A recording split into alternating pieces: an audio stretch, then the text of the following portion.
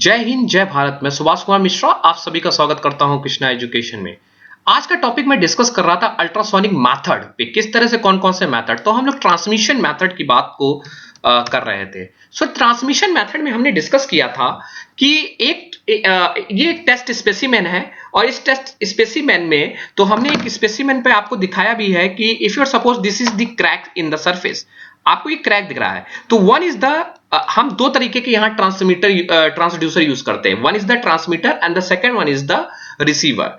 तो यहां पे क्या होगा, जब इस सरफेस से हमारा सिग्नल जाएगा और यहीं से बैक होके सिग्नल आएगा, तो यहां पे तो सीधे जो सिग्नल जा रहा है और जो रिसीव हो रहा है उनकी एनर्जी हमारी क्या होगी, क्योंकि यहां बीच में कोई इंटरप्शन नहीं था, कोई डिफेक्ट नहीं था। तो हमारी जो सीआरटी पे जो हमें मॉनिटर स्क्रीन या डिस्प्ले यूनिट पे जो हमें पीक दिखेगा, इंटेंसिटी वर्सेस पे जो कर्व दिखेगा वो मुझे ज्यादा दिखेगा। तो एज पर show the intensity of that curve is show that कि there is no defect, there is no energy loss in that particular area.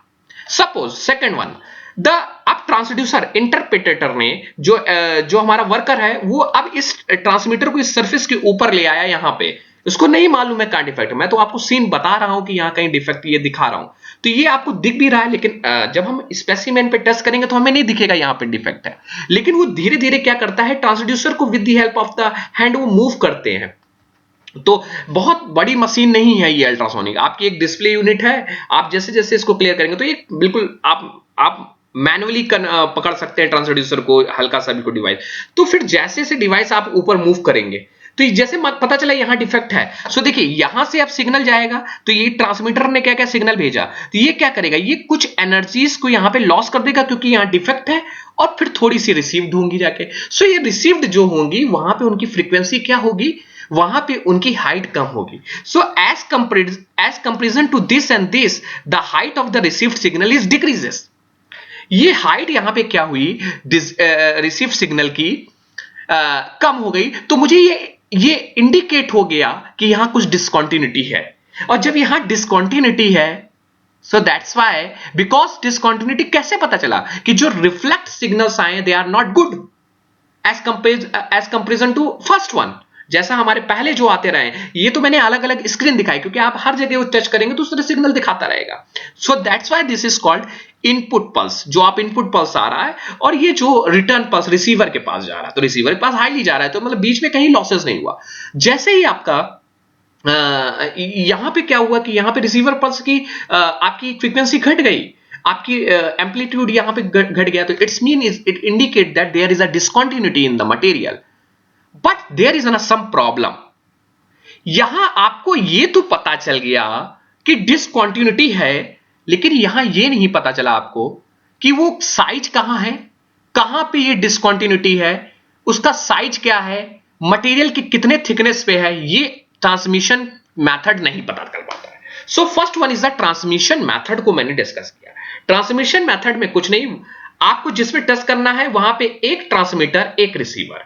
वो ट्रांसमीटर और रिसीवर क्या करेगा, आपको लगाएंगे, आपके ट्रांसमिशन और रिसीवर सिग्नल पे दोनों समान है तो it's mean there is a no flow और a defect in the material.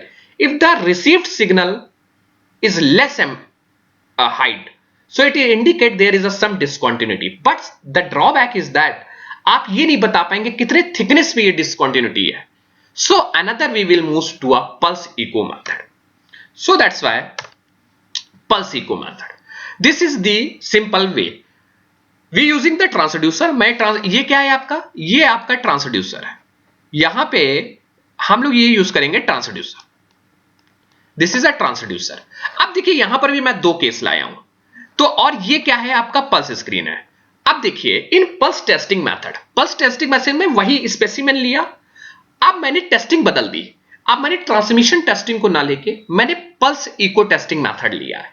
इसमें मैं क्या करूंगा, इसमें मैं एक ही ट्रांसड्यूसर को यूज करूंगा और वो मेरा एक्ट करेगा as a transmitter as a receiver. वो मेरा ट्रांसमिशन भी होगा और वो मेरा रिसीवर भी होगा। जैसे ही मैं वर्क पीस के ऊपर मूव करूंगा तो देखिए मैं वर्क पीस पे कैसे मूव कर रहा हूं। जैसे ही वर्क पीस पे, if you suppose this is a work piece, और ये वर्क पीस पे मैं जैसे ही मूव कर रहा हूं, transducer is moving on that particular. अभी मैं बताऊंगा कि कैसे मूव करता है, कौन से मटेरियल इसको चाहिए मूव कराने के लिए। सो आपने इसको जैसे ही मूव कराया, तो जब मूव कराएंगे, और ये मूव करा रहे हैं क्योंकि इसके अंदर वेव्स जनरेट हो रही है। वेव्स कैसे जनरेट हो रही हैं, ये मैंने पहले ही आपको लेक्चर में इसीलिए डिस्कस किया है, पूरे 4 लेक्चर। तो जब ये वेव्स जनरेट हो गई, तो आप देखिएगा, जरा लॉजिक लीजिएगा, ये हमारा स्पेसिमेन है, तो स्पेसिमेन नीचे जाएगा, यस सुनो, ये हमारे यहां तक टॉप पे पहुंचेगा, तो this is called the back wall, this is called the back wall. और यहां पे कोई डिफेक्ट नहीं होगा, तो वापस ये सिग्नल हमारा रिसीव होके आ जाएगा, कोई दिक्कत। सिग्नल हमारा क्या है, ये जो सिग्नल आया वही वापस होके चला गया, जो सिग्नल आया वही वापस होके हमारा चला गया, तो सिग्नल वापस आया, हिट किया, वापस चला गया सिग्नल। तो हमारा जो सिग्नल वापस होके क्या, that is called echo sound. जैसे नहीं एक बंद हम आवाज देते हैं कमरे में तो हमारी इको जनरेट होती है, तो उसी तरीके का ये रिसीवर सिग्नल वाला गेम है भैया। तो यहां पे क्या है, तो transducer send out pulse of energy, उसने and second transducer listen for reflected energy. Second transducer क्या रिफ्लेक्ट करेगा वो ट्रांसड्यूसर, तो वो उसी सरफेस पे मान लीजिए सेकंड ट्रांसड्यूसर रखा है जो रिफ्लेक्ट कर रहा है वही एनर्जी को। So reflection occurred due to the presence of discontinuity. So देखिए यहां पे कोई डिसकंटिन्यूटी नहीं था यहां पे मेरे पास। सो देखिए इनपुट सिग्नल जो आया, इनपुट सिग्नल जो आया उसके बीच में कुछ हमें, बस मुझे बैकवॉल थिकनेस दिख रही है जो उतने ही फ्रीक्वेंसी की दिख रही। इसका मतलब बीच में, इस पूरे सीआरटी के बीच में हमें कुछ और पीक या कोई फ्रीक्वेंसीज नहीं दिखी। It's mean it indicate that there is a no discontinuity in the material, that particular point जहां पे हम टेस्ट कर रहे हैं। अब मैं ट्रांसड्यूसर को बढ़ा रहा हूं, जैसे ही मैं ट्रांसड्यूसर को बढ़ाऊंगा, सो ट्रांसड्यूसर क्या करेगा, ट्रांसड्यूसर मान लीजिए इस पॉइंट पे जैसे ही पहुंचेगा, तो जैसे ही पहुंचेगा तो हमारी बीम यहां से होके निकलेंगी। मान के चलते जैसे ही यहां पे इस पोजीशन पे ट्रांसड्यूसर आया और यहां से आया तो यहां पे पहुंचा, यहां पे क्या करेगा, यहां पे ये फिर रिफ्लेक्ट कर देगा, ये कुछ एनर्जी यहां पे आया और वहीं पे तुरंत क्या करेगा, इको यहीं से जनरेट कर देगा और फिर वापस इस, ये जो इको इसको जनरेट कर गई, तो ये अब इंडिकेशन देखिएगा, कुछ इको कुछ ट्रांसमिट कर गई, कुछ मतलब रिफ्लेक्ट कर गई वापस, और कुछ नीचे बैकिंग वॉल मतलब नीचे बॉल। सो देखिए इनपुट सिग्नल, इस वाले फिगर को जरा ध्यान से देखिएगा, ये वाला यहां पे आया, मान लीजिए क्रैक्स था, सो यहां पे इंडिकेट करिए, तो इनपुट सिग्नल हो गया आईपी। और ये क्या है, ये इंडिकेट जो सेकंड, जो पहले वाले फिगर में आपको कुछ एक पहले इनपुट मिला आउटपुट मिला, भाई ये इनपुट होता है, ये आउटपुट मतलब नीचे वाली जिस पे, if you are suppose this is the, यहां ट्रांसड्यूसर है, आपको दिख रहा होगा स्क्रीन पे, तो ये जो वॉल्व है that is called input pulse, यहां से जो पल्स दी जा रही है इनपुट पल्स, और जब ये नीचे बाउंड्री पे अंदर ही अंदर टकराएगी, पेनिट्रेट करेगी, तो that is called back wall, back surface echo, जो यहां से टकरा के ऊपर आ रही है, that is called back surface echo. So तो यहां पे इनपुट पल्स और बैक सरफेस के बीच में कोई डिफेक्ट इसको नहीं दिखा पहले वाले टेस्टिंग में।